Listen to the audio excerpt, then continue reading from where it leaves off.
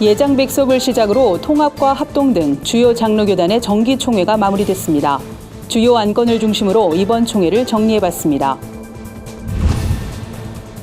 학업과 취업 준비로 밥 한 끼 제때 챙겨 먹는 것도 쉽지 않은 청년들에게 매일 아침 따뜻한 밥상을 차려주는 교회가 있습니다. 집밥 같은 포근함으로 청년들을 섬기는 성복중앙교회를 소개합니다. 다문화인 240만 시대라고 하지만 다문화인으로 구성된 교회 상당수는 임대료를 내지 못해 쫓겨날 정도로 여건이 열악한 상황입니다. 다문화 교회의 자립을 돕고 있는 다문화 행복드림을 취재했습니다. IT 중심지인 판교는 젊은 직장인들이 많이 모여드는 지역이지만 복음화율이 낮아 선교의 불모지로 불리기도 합니다. 직장인 예배와 문화 사역으로 판교의 복음화를 위해 고군분투하는 판교 신우회를 만나봤습니다.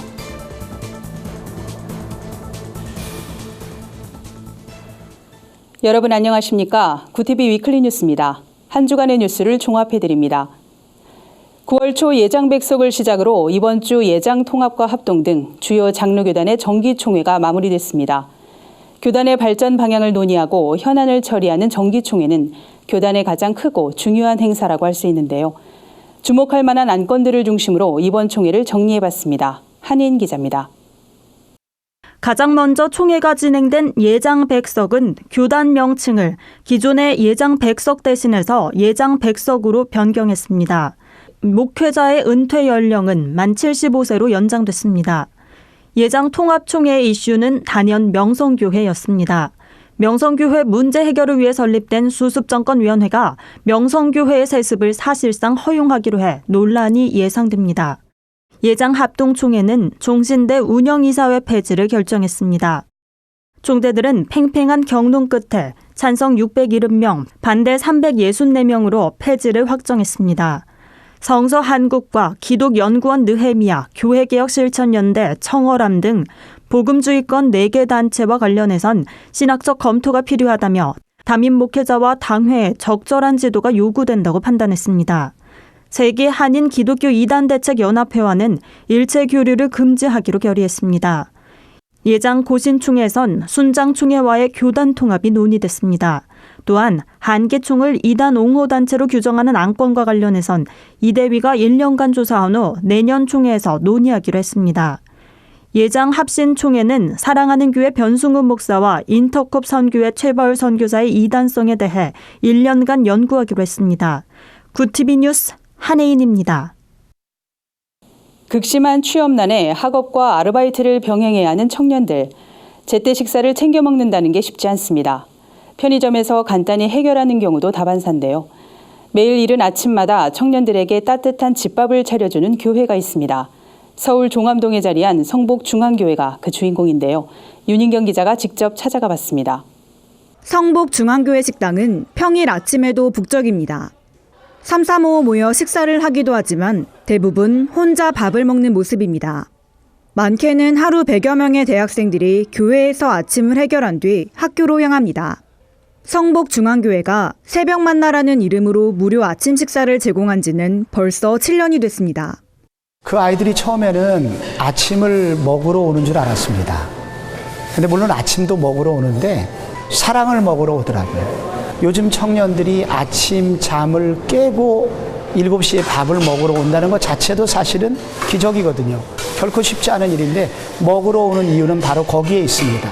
성복중앙교회 새벽 만나는 이미 지역사회에서 입소문이 자자합니다.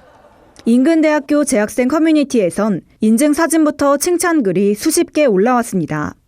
교회에 대해 부정적으로 생각하다가 새벽 만나를 통해 교회에 나오게 되는 청년들도 매년 생겨납니다. 근데 막상 와보니까 제가 알고 있는 과 언니나 아니면 동기들도 여기서 많이 밥을 먹고 있는 거예요. 그냥 막 밥만 떠주시는 게 아니라 엄청 살갑게 아들, 딸처럼 이렇게 불러주시면서 되게 왔냐고 하면서 많이 먹으라고 이렇게 하면서 이제 밥도 퍼주시고 하는데 그런 것들이 학생들한테 되게 힘이 되고. 교회 봉사자들은 새벽 만나를 위해 매일 이른 새벽부터 음식을 준비합니다. 무료로 제공하는 식사지만 맛과 영양을 두루 갖췄습니다.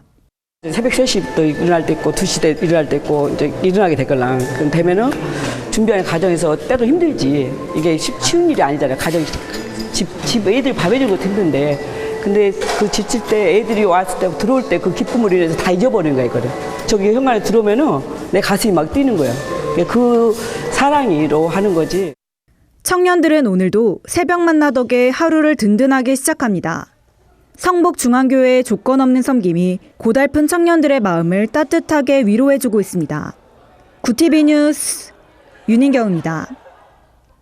외국인 근로자와 이주 여성, 난민을 포함한 국내 다문화인의 수는 대략 240만 명으로 추산됩니다. 다문화인을 위한 교회도 늘어나는 추세인데요. 이들 중 상당수는 임대료도 제때 내지 못할 정도로 열악한 것으로 알려졌습니다. 이런 가운데 다문화 교회가 건강하게 자립할 수 있도록 돕는 곳이 있다고 하는데요. 김민주 기자가 취재했습니다. 나그네를 사랑을 한 성경 말씀에 따라 국내에 거주하는 외국인들을 섬겨온 지 5년째. 여의도 순복음교회 국제사역국 기관인 다문화 행복드림은 다문화인 240만 시대에 외국인 복음화에 앞장서기 위해 지난 2014년 설립됐습니다. 사역 초기 고향을 떠나온 외국인들의 안정적인 정착을 위해 노방전도나 명절 나눔 행사, 다문화 가정 고향 방문 등의 사역을 해왔습니다. 하지만 현재는 외국인 유입이 증가하면서 교회를 지원하는 사업에 중점을 두고 있습니다. 영혼 구원이 제일이라는 걸로 우리가 방향을 잡고 지금 현재 다문화 교회들이 우리나라 2,000개 정도 있는데 그중에서 교회들이 임대료를 못 내서 쫓겨나는 교회들이 많습니다. 그 교회들을 살리려고 저 직접 투입해서 그들에게 월 50만 원씩 임대를 지급을 하면서 그 교회를 살리고 있습니다. 다문화 행복드림은 2015년부터 외국인 신학생을 선발해 장학금을 지원해왔습니다. 이들이 본국에 돌아가 선교사로서 역할을 할 수 있도록 돕기 위해서입니다. 최근엔 사역 범위를 넓혀 인도네시아 자카르타의 한 신학교를 방문해 신학생 45명에게 한 학기 장학금을 전달했습니다. 어려운 여건 속에서도 다문화 행복드림의 사역이 지속될 수 있었던 건 50여 명의 한국인 회원 성도와 정부 승인기관인 위드 다문화가 꾸준한 후원과 봉사로 동참하고 있기 때문입니다. 다문화 행복드림은 향후 5년 이내 다문화 교회 1,000개 살리기를 목표로 삼고 있습니다. 기관 측은 다문화 2세들이 건강하게 자랄 수 있도록 돕는 사역에도 힘쓸 계획이라고 밝혔습니다. 구TV 뉴스 김민주입니다. 판교하면 IT 중심지란 말이 가장 먼저 떠오르는데요. 그만큼 젊은 직장인들이 많이 모여드는 곳이지만 복음화율은 상대적으로 낮은 것으로 알려져 있습니다. 이에 크리스천 직장인들이 판교 지역 복음화를 위해 뭉쳤다고 하는데요. 매년 주최하는 나눔 콘서트는 앉을 자리가 없을 정도로 인기라고 합니다. 보도에 박재현 기자입니다. 퇴근 시간이 훌쩍 지났지만 판교 테크노밸리에서는 직장인과 동네 주민들까지 몰려들어 행사 장소를 가득 메운 채 함께 찬양을 부르고 있습니다. 사람들 사이로는 비신앙인들도 함께 찬양을 즐기며 은혜를 나누는 모습도 볼 수 있습니다. 이번 공연은 아직 예수님을 모르는 판교 지역 직장인들에게 그리스도의 사랑을 전하기 위해 판교 신우회가 마련했습니다. 찬양과 예배를 통해 직장과 지역을 복음으로 변화시키기 위해서입니다. 판교 신우회는 매년 마커스와 제이어스, 새로운 교회 한옥 목사 등을 초청한 공연과 집회 등을 열어 판교 직장인들의 신우 예배 네트워크를 구축하기 위해 힘쓰고 있습니다. 예전에는 주일에 교회에서만 예배를 드렸어요. 우리가 아침부터 밤까지 거의 종일 눈 뜨고 지내는 직장에서도 예배를 드려야겠다는 이제 생각이 들었고, 같은 생각을 가지게 된 이제 동료 크리스천들하고 모여서 목사님까지 이제 8명이 모여서 예배를 드리기 시작한 게 이제 시작입니다. 특히 판교 신우회는 매주 목요일 점심시간마다 직장 연합예배 모임을 가지고 있습니다. 8명으로 시작한 이 모임은 3년이 지난 지금 60여 명의 회원들이 모여 일터에서 함께 찬양과 기도를 드리고 있습니다. 회원들이 평소 알고 지내던 직장 동료와 지인들에게 자연스럽게 모임에 초대하다 보니 이렇게 성장하게 된 겁니다. 판교 신우회는 이외에도 여성을 위한 성경 공부 마더와이즈와 기독교의 기본적 교리를 나누는 기독교 에센스 CES 등 다양한 협력 프로그램도 진행하고 있습니다. 박 대표는 앞으로 판교에 있는 주요 건물마다 신우회가 생겨 서로 연합해 은혜를 나눌 수 있길 바란다며 언제나 누구든지 가까운 곳에서 예배를 드릴 수 있는 그런 모임들이 많이 생겼으면 좋겠다고 전했습니다. 구TV 뉴스 박재현입니다. 세상 속 크리스천들의 다양한 이야기를 만나보는 시간입니다. 오늘은 어떤 소식들이 있는지 한혜인 기자가 전해드립니다.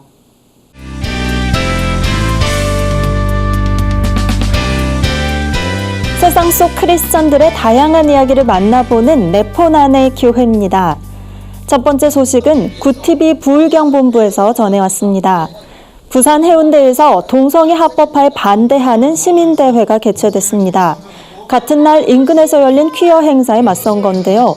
동성애 스탑 총 걸기 대회는 건강한 부산 만들기 시민연대가 주최하고 레알러브 시민축제가 주관했습니다. 궂은 날씨에도 시민들은 동성애 동성혼 합법화 반대를 외쳤습니다. 동성애 동성혼 반대 국민연합 기런평 운영위원장은 양성평등과 성평등의 차이를 설명하고 차별금지법 제정에 반대하는 목소리를 높였습니다. 레알러브 시민행진 상임대표 안용은 목사는 후손을 위해 이 자리에 섰다며 뜻을 굽히지 않겠다고 전했습니다. 다음 소식입니다. 미랄복지재단이 시청각장애인 지원법인 헬렌켈러법 연내 제정을 촉구하는 캠페인을 전개하고 있습니다. 헬렌켈러법은 시각장애와 청각장애를 중복으로 겪는 시청각장애인들의 권리를 보장하고 사회통합을 지원하기 위한 법안입니다. 미랄복지재단은 지난 4월부터 헬렌켈러법 제정을 촉구하는 시민 서명운동을 진행해 왔는데요. 최근에는 시민 17,000여 명의 서명을 국회에 전달해 눈길을 끌었습니다.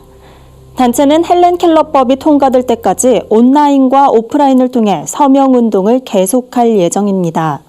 한편 2017년 한국장애인개발원 연구자료에 따르면 시청각장애인 3명 중 1명이 정규 교육조차 받지 못했습니다. 또 10명 중 7명은 혼자서는 일상생활을 할 수 없는 수준인 것으로 나타났습니다. 마지막 소식입니다.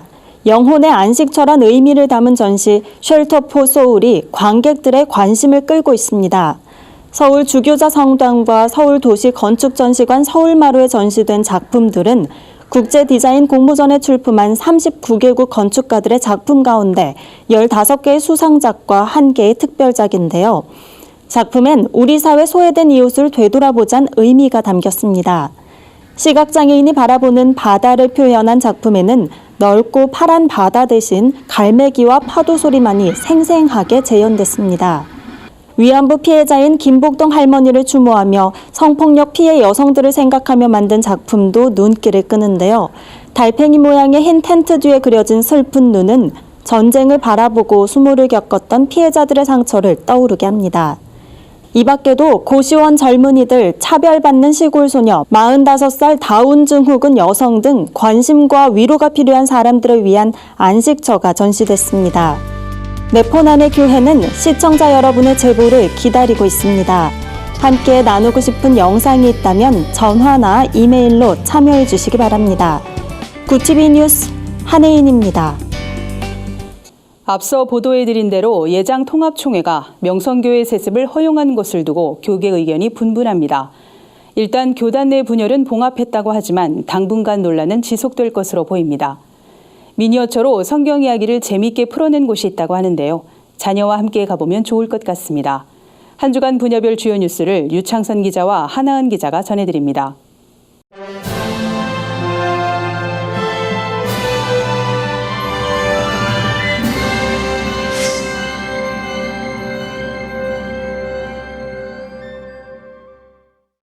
부자 세습으로 논란을 빚은 명성교회 사태를 해결할 수수반이 막판 진통 끝에 예장통합 정기총회에서 통과됐습니다. 예장통합이 명성교회 세습을 사실상 허용하기로 한 겁니다. 통합총회는 26일 회무에서 수습정권위원회를 통해 명성교회 수수반을 발표했습니다. 이들은 명성교회 위임 목사의 청빙을 2021년 1월 이후에 할 수 있도록 하고 오는 11월 명성교회에 임시 당회장을 파송하기로 했습니다. 명성교회 사태로 분열된 서울 동남노회와 관련해선 오는 가을 정기노회에서 김수원 목사를 노회장으로 추대하기로 했습니다. 예장통합이 명성교회 세습을 허용한 것은 교단 내부의 분열과 교계 안팎으로 거세지는 비난을 막기 위한 고육지책으로 풀이됩니다. 하지만 이를 계기로 대형교회 목회 세습이 고착화될 수 있다는 우려도 제기돼 논란을 잠재우긴 어려울 것으로 보입니다. 구TV가 창사 22주년을 맞아 미디어를 통한 선교 영역 확장에 나섭니다. 이를 위해 10월 한 달을 천사 후원의 달로 정하고 미디어 선교 기금 마련 특별 후원 방송을 10월 첫 주부터 시작합니다. 낮은 곳으로 임하소서란 주제로 진행되는 특별 후원 방송은 세상 가장 낮은 곳에서 가난하고 병든 자들을 섬긴 예수님의 삶을 본받겠다는 의미를 담았습니다. 이 땅의 위로가 필요한 사람들에게 도움의 손길을 연결해주는 미디어 선교 소명을 다하겠다는 겁니다. 총 3부작으로 방영되는 특별 후원 방송에선 구티비가 시작된 지난 1997년부터 현재까지 사역을 통해 만난 전국 곳곳의 이야기를 들어볼 예정입니다. 특히 삶의 고난과 위기 속에서 하나님을 만난 성도들의 간증과 글로벌 선교 방송단 교회 기자들의 취재담은 시청자들에게 큰 감동을 줄 것으로 기대됩니다. 구티비 미디어 선교에 동참하고 싶다면 10월 중 언제든지 구티비 사옥을 방문하거나 ARS와 계좌 입금을 통해서 후원의 손길을 나눌 수 있습니다. 구티비 뉴스 유창선입니다.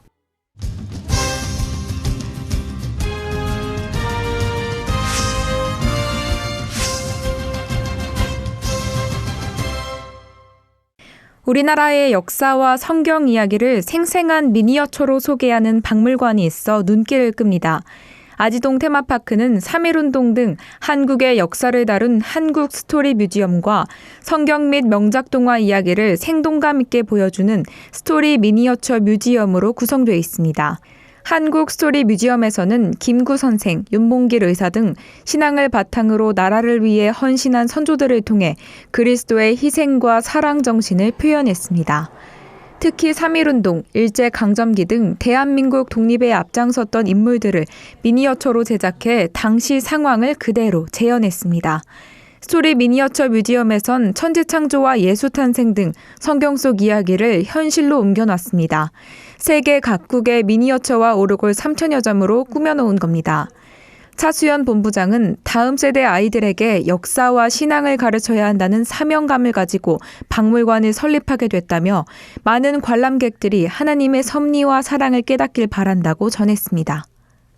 좋은 기독교 영상을 추천해주는 큐레이션 서비스가 국내 최초로 등장해 관심을 모읍니다. 기독교 콘텐츠 플랫폼 온맘닷컴이 운영하는 온맘픽은 기독교 관련 영상을 선별해 배포하는 동영상 큐레이션 서비스를 제공합니다. 온맘닷컴 김태관 대표는 건강한 신앙과 신학적 이해를 가진 정통교단 소속 목회자와 신학생, 문화사역자들이 큐레이터로 참여한다고 전했습니다. 큐레이터가 유튜브 등 기존 영상 플랫폼에서 이단성과 유해성, 신학적 해석의 적절성을 고려해 콘텐츠를 선별한 뒤 온맘픽에 배포하는 방식으로 운영됩니다. 특히 어린이와 청소년들이 자극적이고 해로운 콘텐츠에 노출되지 않도록 다음 세대와 어린이 카테고리를 분류해 신앙적으로 유익하고 재미있는 영상들을 제공합니다. 김 대표는 기독교 용어로 키워드를 검색했을 때 이단 관련 영상들이 상위를 점령하고 있는 게 안타까웠다며 온맘픽 서비스를 통해 이 문제가 어느 정도 해소될 것으로 기대한다고 말했습니다. 구티비 뉴스 하나은입니다. 구티비 글로벌 선교방송단 교회 기자가 취재한 전국교회 소식 전해드립니다. 광명시 기독교연합회가 광명시청에서 조찬 기도회를 열었습니다. 연합회 중앙위원 박정희 목사는 설교에서 하나님의 나라와 그의 의를 구하면 나라의 경제와 평화 그리고 우리의 삶에 복을 더해 주시는 약속이 이루어진다고 말했습니다. 박승원 광명시장은 나라가 어려울 때 목회자들과 성도들의 기도가 큰 힘이 된다며 감사의 인사를 전했습니다. 이날 참석자들은 광명시와 국가를 위해 뜨겁게 기도했습니다. 한편 연합회는 해마다 2차례씩 조찬 기도회를 열고 있습니다. 여의도 순복음교회 남선교회가 지난 25일 바울성전에서 제58차 정기총회와 축복성회를 열었습니다. 일부 축복성회에서 강사로 나선 이영훈 위임 목사는 예수님의 마음이란 제목으로 말씀을 전했습니다. 2부 정기총회에서는 이찬목 장로가 만장일치로 회장에 선출됐습니다. 이영훈 목사는 15명의 장로에게 공로 표창장을 수여했으며 이용기 남선교회 직전 회장도 우수와 장기군속 봉사자들에게 표창장을 수여했습니다. 한 주간 해외 주요 뉴스를 오현근 기자가 정리해드립니다. 해외 주요 뉴스입니다. 미국 질병통제예방센터가 전자담배 흡연과 관련된 것으로 의심되는 의문의 폐질환이 52%나 급증했다고 밝혔습니다. 센터는 전자담배 관련 의심 폐질환이 나타난 주가 38개에서 46개로 늘었다고 밝혔고, 이는 미국 내 50개 주 거의 대부분에서 폐질환 환자가 나온 것을 뜻합니다. 이 폐질환의 초기 증상은 폐렴 증세와도 유사한데 기침과 호흡곤란, 피로감, 가슴 통증, 어지럼증, 구토 설사를 유발하는 것으로 알려졌습니다. 미 연방정부는 가향 전자담배를 시장에서 퇴출하는 방안을 검토 중입니다. 아프리카 돼지열병으로 전 세계 육류 가격이 요동치고 있습니다. 중국이 돈육 수입량을 80% 가까이 늘리면서 쇠고기와 닭고기 등 대체 육류 가격도 급등하고 있는 겁니다. 중국은 세계에서 돼지고기를 가장 많이 생산하고 소비하는 나라로 세계 돈육의 절반가량이 중국에서 소비됩니다. 월스트리트 저널은 대체재인 쇠고기, 닭고기 가격도 함께 요동치면서 아르헨티나에선 쇠고기 가격이 전년 대비 51% 올라 주민들이 쇠고기를 사 먹을 엄두를 내지 못하고 있다고 보도했습니다. 스위스에서 5세대 이동통신, 이른바 5G 통신망 구축에 대한 반발이 확산하고 있습니다. 5G 안테나에서 나오는 전자파가 국민 건강에 위협이 된다는 겁니다. 스위스 일부 전문가들은 5G 안테나에서 나오는 전자파가 이전 이동통신 기술과 비교해 인간의 건강과 환경에 미치는 영향이 크다고 지적합니다. 시민들의 반대 집회와 온라인 청원으로 제네바와 보, 프리부르 등 일부 주에선 5G 기지국 건설을 연기한 상태입니다. 현재 세계보건기구를 비롯한 몇몇 전문가 단체는 5G 전자파가 인체에 미치는 영향을 측정하고자 연구를 진행 중입니다. 직업 등 사회적 이유로 출산을 미루는 일본 여성들 사이에서 난자를 채취해 동결 보관하는 사례가 늘고 있습니다. 현지 언론은 난자 동결 보관을 한 여성들의 사례를 소개하며 직업과 출산을 양립하기 위한 선택지로 주목받고 있다고 보도했습니다. 불임치료를 전문으로 하는 오사카 의료법인 오크회에 따르면 난자 동결 보관 시술을 이용하는 여성들의 나이가 점차 낮아지는 추세입니다. 다만 의학계에선 난자 동결 보관에 대한 의견이 엇갈리고 있습니다. 구티비 뉴스 오현근입니다. 이상으로 뉴스를 마칩니다. 구티비 위클리 뉴스는 인터넷 신문 데일리 굿뉴스를 통해서도 보실 수 있습니다. 시청해주신 여러분 고맙습니다.